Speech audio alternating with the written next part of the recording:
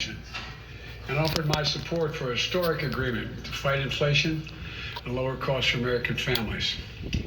It's called the Inflation Reduction Act of 2022. Some of you will see a lot of similarities between the beginning of the Build Back Better initiative. It's not all of it, but we've moved a long way. I'll be going into detail in a minute, but simply put, the bill will lower healthcare costs for millions of Americans. It will be the most important investment, not hyperbole, the most important investment we've ever made in our energy security and developing cost savings and job creating clean energy solutions for the future. It's a big deal. Also, for the first time in a long time, began to restore fairness to the tax code. Began to restore fairness by making the largest corporations in America pay their fair share without any new taxes on people making under $400,000 a year. Experts, even some experts who have criticized my administration in the past, agreed that this bill will reduce inflationary pressures on the economy. This bill will, in fact, reduce inflationary pressure on the economy. It's a bill that will cut your cost of living and reduce inflation and it lowers the deficit. It strengthens our economy in the long run as well. This bill has won the support of climate leaders like former Vice President Al Gore, who said the bill is, quote, long overdue and a necessary step to ensure the United States takes decisive action on the climate crisis that helps our economy and provides leadership for the world by example. Inflation hawks like former Secretary of Treasury Larry Summers said, quote, this bill is fighting inflation. Let me say, this bill is fighting inflation. Progressive leaders like Senator Elizabeth Warren said, quote, this is a bill that truly is about fighting inflation, bringing down the cost for families, and putting our country on a sounder economic footing. Here's how it works. First, the bill finally delivers on a promise that Washington has made for decades to the American people. We're giving Medicare the power to negotiate for lower prescription drug prices, which means seniors and consumers will pay less for their prescription drugs. Medicare will save in the process about $290 billion. And in addition, it also changes the circumstances for people on Medicare by putting a cap of a maximum of $2,000 a year. They have to pay no more than $2,000 a year no matter how many prescriptions they have for all the prescription drugs, which is especially important for people with cancer and long-term diseases. It's a godsend. It'll literally be a godsend for many families. Second, the bill locks in place lower health care premiums for the next 3 years for millions of families that get coverage under the Affordable Care Act. They will mean an average savings of $800 a year for 13 million people. Third, it invests $369 billion. Granted, I call for 500 plus, but it invests $369 billion to secure our energy future and to address the climate crisis, bringing down family energy bills by hundreds of dollars by providing working families tax credits. It gives folks rebates to buy new and efficient appliances, to weatherize their homes, and tax credits for heat pumps and rooftop solar. It also gives consumers a tax credit to buy any electric vehicle or fuel cell vehicle, new or used, and a tax credit for up to $7,500 if those vehicles were made in America. This investment in environmental justice is real. It also provides tax credits that will create thousands of good-paying jobs, manufacturing jobs, on clean energy construction projects, solar projects, wind projects, clean hydrogen projects, carbon capture projects, and more by giving tax credits for those who build these projects here in America. Now let me be clear. This bill would be the most significant legislation in history to tackle the climate crisis and improve our energy security right away. It'll give us a tool to meet the climate goals that are set, that we've agreed to, by cutting emissions and accelerating clean energy, a huge step forward. Fourth, this bill requires the largest corporations to begin to pay toward their fair share in taxes. by putting in place a 15% corporate minimum tax. Now, I know you've never heard me say this before. It will come as a shock to you, but 55 of the Fortune 500 companies paid no federal income tax in 2020. I know you only heard me say that about 10,000 times, but the fact is they paid no taxes on an income, collective income, over $40 billion. Well, guess what? This bill ends that. It's because they're going to have to pay a minimum of 15% tax on that 40 billion or whatever the number turns out to be. Fifth, this package will reduce the federal deficit by over $300 billion. Already on my watch, deficits come down my first year by $350 billion and a record $1.7 trillion the end of this fiscal year. Now this bill is going to keep that progress going. Yes, I'll say it again. This legislation will bring down the deficit. Bring down the deficit. The sixth point I want to make is this bill will not raise tax on anyone making less than $400,000 a year. And I promise, a promise I made during the campaign, and one that I've kept. Now look, I know it can be sometimes seem like nothing gets done in Washington. I know it never crossed any of your minds, but the work of the government can be slow and frustrating and sometimes even infuriating. Then the hard work of hours and days and months from people who refuse to give up pays off. History is made. Lives are changed. With this legislation, we're facing up to some of our biggest problems, and we're taking a giant step forward as a nation.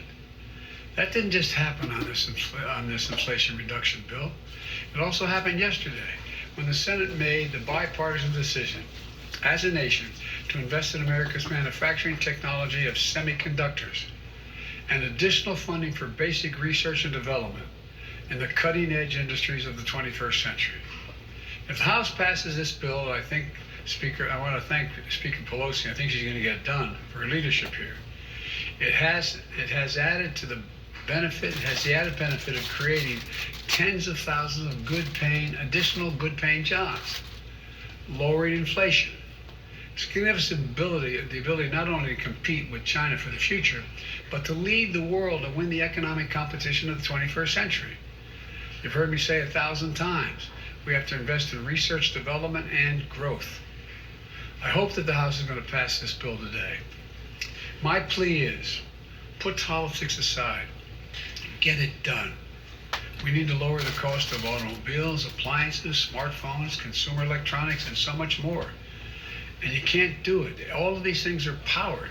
Almost everything in our lives is powered by these semiconductors and tiny computer chips the size of a fingernail tip. Look, we should pass this today and get moving. I know the compromise on the inflation bill doesn't include everything that I've been pushing for since I got to office. For example, I'm going to keep fighting in the future to bring down the cost of things for working families and middle-class families that matter by providing for affordable and accessible things like affordable child care, affordable elder care, preschool, the cost of preschool, housing, keeping students with helping students with the cost of college, closing the healthcare coverage gap. You know, it's a fancy way of saying healthcare coverage gap. Expanding Medicaid in states that refuse to do it, and more. Look, this bill is far from perfect. It's a compromise. But that's often how progress is made, by compromises. And the fact is that my message to Congress is this. This is the strongest bill you can pass to lower inflation, cut the deficit, reduce health care costs, tackle the climate crisis, and promote energy security. All the time while reducing the burdens facing working class and middle class families. So pass it. Pass it for the American people. Pass it for America. I'll have more to say in this later. Now I want to thank Leader Schumer and Joe Manchin, Senator Manchin, for the extraordinary effort that it took to reach this result. Thank you. And let me speak to one other issue. The GDP and whether or not we are in a recession.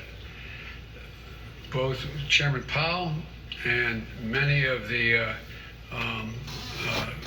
significant banking personnel and economists say we're not in a recession. But let me just give you what the facts are in terms of the state of the economy. Number one, we have a record job market of record unemployment of 3.6% today. We've created 9 million new jobs so far, just since we become president. Businesses are investing in America at record rates, Foreign business like SK and others are investing in America. Hundreds of millions and trillions of dollars, sum total. $100 billion in semiconductor investments already announced by Intel, Samsung, and Texas Instruments. More than $100 billion in electric vehicle battery investments by Ford, General Motors, Hyundai, Tesla, and more. And just last week, as I said, SK Corporation of the Republic of Korea announced $22 billion in new investment in semiconductor batteries, chargers, and medical devices, creating another 16,000 jobs here in America. And this is powering the strongest rebound in American manufacturing in over 3 decades, creating 613,000 manufacturing jobs. Passing the CHIPS bill is going to put another $72 billion for incentives and tax credits to expand semiconductor production. And the Inflation Reduction Act will add another $370 billion in clean energy tax credits in reconciliation, including incentives to accelerate domestic production of solar panels, wind turbines, batteries, and critical materials processing. That doesn't sound like a recession to me. Thank you very much.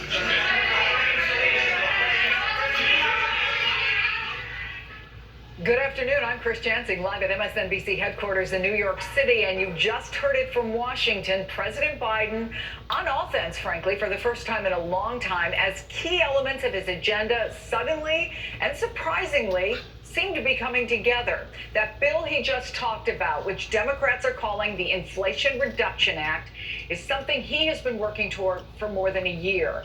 It's a potentially historic deal struck between Joe Manchin and Chuck Schumer. It aims to lower health care costs, reduce the federal deficit, includes what the president called the most significant investment ever in fighting climate change. It was a stunning surprise that most of Washington never saw coming, this agreement. And it isn't it for Biden today, because we're going to hear from him again in the next hour, and we expect him to argue further that the U.S. economy is on the right path. Now, that is in spite of what he just mentioned, those new GDP numbers that show the U.S. economy shrank for a second straight quarter. That's a key sign of a possible recession, even if Joe Biden, the White House, and the Fed chair will not call it that. And it follows a series of sudden shifts that produced a potentially transformative day for Joe Biden, frankly at a critical time because we're just a few months out from the midterms. Yesterday, he emerged from COVID isolation to cheers in the Rose Garden, and he touted vaccines and new treatments. In the Senate, the CHIPS bill passed on that rare bipartisan vote, more than $250 billion to boost manufacturing of computer chips and create thousands of jobs. Secretary of State Antony Blinken announced the U.S. had made an offer to Russia to free Brittany Griner and Paul Whelan. All that even before the Manchin deal was announced. For an embattled Joe Biden, it was a very good 24 hours, leading New York Magazine's Jonathan Chait to suggest his presidency is back from the dead. So we've got a lot to discuss. I want to bring in NBC Capitol Hill correspondent Ali Vitale. Eugene Daniels is White House reporter for Politico and co-author of the Politico Playbook. That's very encouraging news from all different perspectives there, providing that they can vote on it and pass it and get the ball going. Finally, I see a direction that may be a good direction in the path that we need to go in. Up until now, it's just been haggling and fighting and debating and blaming and passing the buck and nobody doing their jobs up there. So many different issues that the American people are struggling with right now that is only going to intensify in years to come if we don't address these problems. As Al Gore said, these are areas that should have been addressed years ago. So by them offering stimulus here and stimulus there, and offering incentives here and incentives there towards buying American cars and doing what they're doing, this is a good thing. This is a good thing, and I hope that they can fulfill it, and I hope that we will address the problems so that maybe one day there will be a loving, kind, gentler, more environmentally safe and secure, self-sustainable planet that we can all prosper from and on towards taking care of Mother Earth and taking care of one another. Matthew Dowd is the founder of Country Over Party and an MSNBC political analyst. And I think, look, Eugene, your headline and playbook before we just heard from the president said, Manchin breathes new life into Biden's agenda. He certainly made it sound like that. Explain what this might mean for the president and for the party. Yeah, this administration has been besieged by issue after issue after issue, and that most, that would take out even one other administration. And so they were looking and hoping for a win here. And that's exactly what they got yesterday. What they ended up getting was the Joe Manchin and Senate Majority Leader Chuck Schumer talking, releasing a statement saying, we got a deal. Something that, to be fair, most of us in Washington, D.C. did not expect, because, we thought Joe Manchin walked away from the kind of larger deal that they ended up outlining. And that wasn't the case. I talked to, someone close to Manchin yesterday, and, they pressed this over and over and over again, that we told you guys that he was not walking away from the table. And so they continued these conversations in the background. They continued these conversations for days and days and got a deal. And so you talk to the White House, they're excited about this. They kind of stayed out of it for the most part because, as Joe Manchin told my colleague, is that, President Biden told him, hey, if you don't think it's going to be helpful for me to be involved in these conversations, I will step back and allow you to do that. And they have allowed that to happen. And so now you have an administration, as we go into the midterms, with all the things you just outlined in that 24 hours, with this big deal that they have promised that was going to be a bill for more than a year now, something that can be a reality right before the midterm, showing people, the White House hopes that Washington, D.C. can work. And that's something they're going to continue to lean on, and you're going to continue to hear from them. Even today, you saw President Biden with a little bit of pep in his step as he was talking about that bill. And Matthew, he's essentially said, I'm not the only person here. Lots of folks like this. Larry Summers likes it. Al Gore likes it. Elizabeth Warren likes it. He used words like transformative, most significant. But I guess the question is, does it significantly change the landscape potentially for the midterms? Well, in my view, the landscape of the midterms has fundamentally been changed over the last 30 days anyway. And I think there's a number of different polls that have pointed that out. And that's primarily, before even this, that's primarily because, and we've talked about this before, there's a decoupling between the perceptions of Biden and the generic ballot numbers that we see, and including, and I know you'll talk about this in the next hour, in the USA Today poll, which has the Democrats now 4 points ahead on generic ballot, even with Biden low job approval. And that was driven, in my view, primarily by the discussion over choice and Roe versus Wade, the discussion over guns and gun reform, and the January 6th committee that has laid out a number of facts in the course of this. So I actually think the trajectory for the last 30 days has been pointing more and more and more into the Democrats' favor. And if you look at some internals in these polls, and this will only help, because independents right now are breaking for Democrats by 9 points, the key voter group. But I think what it does is it provides a contrast between competent leadership that gets stuff done, and on the other side among Republicans, which is this whole realm of cruelty and conspiracy theories and craziness that the Democrats, I think, would fundamentally run on in this. And this provides added evidence that the Democrats are providing competent leadership at a difficult time, in contrast to all the crazy conspiracy stuff that the Republicans are doing. So I think this just adds one more, element in the trajectory that's already moving right now this summer towards the Democrats. And I have to say, Allie, if the number of members of Congress willing to go on TV is a measure of how folks where you are feel about this, then they're feeling pretty good. I just want to play a little bit of what we heard from the president, because I think it speaks to maybe the messaging that we're going to hear from Democrats. Take a listen. I know it can be sometimes seem like nothing gets done in Washington. I know it never crossed any of your minds, but the work of the government can be slow and frustrating and sometimes even infuriating. Then the hard work of hours and days and months from people who refuse to give up pays off. History is made. Lives are changed. With this legislation, we're facing up to some of our biggest problems, and we're taking a giant step forward as a nation. So what are you hearing from folks on the Hill, Allie, about what this means, and is it a done deal, really?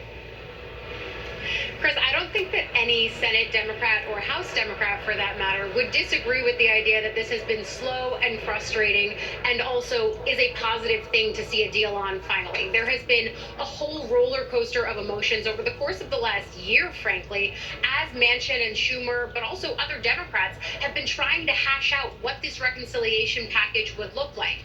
Biden calling it transformative is something that I've heard from multiple Senate Democrats over the last 24 hours, even though they were surprised by the bill coming yesterday. And I think that the fact that they're still framing it as transformative is true when you look at what's in it. For example, more than $300 billion going towards climate initiatives, the largest investment that we've seen from the government ever at a time when there's a true clamoring for more investment in fighting climate change at this moment. At the same time, though, there is also the acknowledgement here that we know what used to be in this bill when it cost $2.5 trillion and included key things like elements of the care economy, things like paid family leave and universal pre-K. Those are things that while Democrats are not wishing that they were in here because they're happy for something, they do wish that the package of last year could have been revived in some way. And then I also think you think about the people who are going on television touting this plan. Certainly there are a lot of them, but there's one voice that all of us are looking for here, and it's Senator Kyrsten Sinema. That's someone who I asked Senator Manchin about. He said that he hasn't spoken to her yet, but that is one of the palpable pieces of this here too, Chris. She has not yet said that she's on board. Well, you know, it isn't over until it's over. So, Matthew, Biden obviously still has to make sure that this thing gets done, but he also has to contend with those GDP numbers. He mentioned it, kind of trying to launch a preemptive strike, but so did Mitch McConnell. Here's what he tweeted last night. Democrats have already crushed American families with historic inflation. Now they want to pile on giant tax hikes that will hammer workers and kill many thousands of American jobs. First, they killed your family's budget. Now they want to kill your jobs, too. So could this also provide an opening for messaging for the midterms for the Republicans?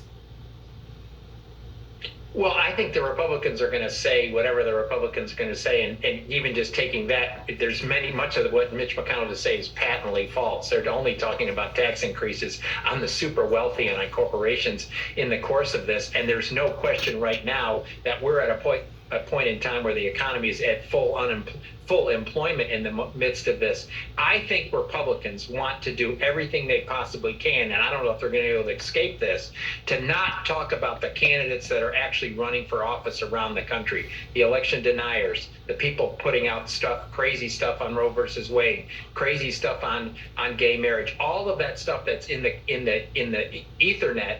And all of it's getting talked about. The Republicans in the leadership know that if they're running on that, they're losing in that. So anything they can do to try to switch the topic off of their own candidates that are running around the country, I think they want. And it's incumbent upon Democrats to keep the pressure going on the contrast between the two types of leadership. And as I said, that's what I think what happened with Joe Biden today and what happened with this agreement provides even more solid evidence of competent leadership that gets stuff done. And Ellie, one more note on Republicans. They've been threatening, right, to block the CHIPS bill if they thought there was still a chance of a Manchin bill. And then just hours after Republicans helped pass the CHIPS bill, we got that bipartisan vote, the Manchin deal gets announced. What happened there? Yeah, that's something that I asked Senator Joe Manchin about, because in the immediate aftermath of, oh, wow, there's a deal, were the open questions of, oh, did Schumer and Manchin outmaneuver McConnell here? Because he had laid the red line out that he wasn't going to allow a push forward on the CHIPS bill, that semiconductor package, if there was still a hope of Democrats pushing forward on reconciliation. But we know yesterday that CHIPS passed the Senate in bipartisan fashion. I asked Manchin about this. Listen to what he said. Did you guys pull a fast one on Republicans after the CHIPS vote had passed, then announcing your deal? No, I sure hope they don't feel that way. I mean, I understand that they are, but I don't know why. Because here's the thing: first of all, with Kirsten, I have not spoken to her about this. They all knew that I was. Joe, are you doing anything? You trying to find something? Our people were working intensely. Our people wrote the bill, wrote the contents. That's the text. That's why everything was ready last night. And we worked with Schumer staff. They were very constructive. Everybody give and take a little bit. And the White House they were basically kept apprised of what was going on to a certain extent. So Manchin bringing us behind the scenes there, both in terms of the strategy with Republicans and also the strategy within his own caucus. But I think what's clear there is the fact that he hasn't talked to Senator Kirsten Sinema. And so even as he brings us behind the scenes, you're also getting a little bit of behind the scenes, because that's what our Senate booth looks like as we do these Zoom conversations, because Senator Manchin is at home with COVID. So that's the only way we could have heard from him today. Yeah, also quite luxurious. I'd forgotten just how fabulous it is there. Yeah. Yes. Which brings us, I want to go back to sort of this big picture, if I can, Eugene, which is the point of the New York Magazine headline, that Biden has now been brought back from the dead. Now, I guess one argument is the president's numbers have been so low, there was nowhere to go but up. The other is that, as Chait puts it, victory was snatched from the jaws of defeat. What are they feeling at the White House? Are you sensing from them that they think now they're at the start of a turnaround? Yeah, I would say cautious optimism, right? They have felt earlier time after time during this administration that they have turned a corner, right? We thought that, in last summer, they thought that they were turning a corner when it came to COVID. That is still a large part of our lives. It's not going anywhere. They thought, then you had Afghanistan. And so since then, they have, when good things do happen, they kind of wait a little bit for it to really pass to feel really confident. But they are feeling really good right now, right? Because the biggest roadblock they felt was going to be figuring out what Joe Manchin wanted. And after thinking and operating, and President Biden said this last week, if Congress won't act on climate, I'll do something. And then we have more than $300 billion in this bill for climate initiatives. And so they're feeling good, but they're waiting to see how everything plays out.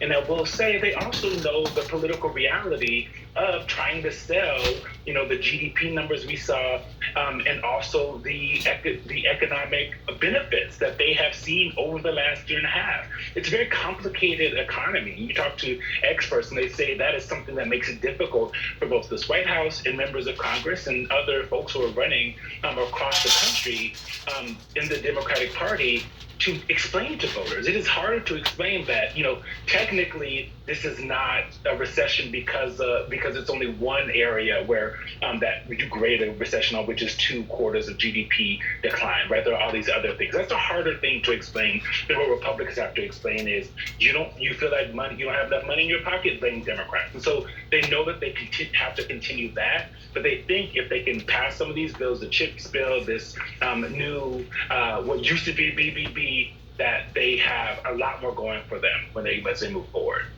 Eugene, Allie, Matthew, such a great conversation. Thank you for sitting through the president's message with us. And that message does strike at the heart of 2 main problems the American people have been feeling intensively: inflation and climate change. NBC's Cal Perry is seeing that firsthand in Phoenix. Cal, it's kind of a microcosm there, right? I know that you spoke to people and experts about how they're dealing with what really is this convergence of crises. What are they telling you? Yeah, when you listen to the president talk about exactly that intersection between climate change and inflation, well, we're here in Arizona where it's intersecting the most. Look, this is one of the fastest areas of the country when it comes to growth, but it's also heating up faster than any other part of the country. It really is already in so many ways a changed climate. You have more than 110 days a year here of triple-digit temperatures. When you put inflation on top of that, it is stressing families out, as you can imagine. Chris, we had the day at one of the biggest nonprofits here in the state, a New Leaf Mesa Can. They, as I said, try to help people who are economically disadvantaged. We spoke to somebody in one of those programs, Marlena Sanchez, who talked about this difficulty in her bills, her energy bills, especially when it goes from winter to summer here in Arizona. Take a listen. But then once summer hits, everything gets super hot. So that electricity bill skyrockets for me. It's like $100 is no longer good for those 2 months like during winter. Now it only covers maybe 20 days for $100, and that to me is a lot. You know, $100 for me goes a long way. So the change in the season, and when it does come into summer, it makes it really, really difficult. And I think a lot of people can speak on and in that behalf towards the same things in regards towards what she was talking about. Good luck to all of us as we end our program. And God bless America, God bless our troops. And as I said a while ago, this is some very encouraging news.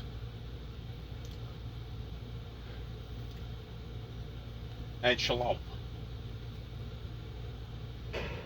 And so you have groups like a New Leaf Mesa Can trying to provide those services and that economic relief. Look, Chris, there was a turning point here, I think, in 2020 when heat-related deaths jumped 60%. It is a health concern, it is an economic concern, and it is a growing one, especially here in the Southwest, Chris. Yeah, I mean, people can say, of course, it's hot, it's summer in Phoenix, but what we are seeing in terms of the number of days over 100, the economic pressures is extraordinary. Cal Perry, thank you for bringing that to us. We have a lot more to talk about this hour. The biggest congressional climate action in human history. What exactly does it do, and how will it help?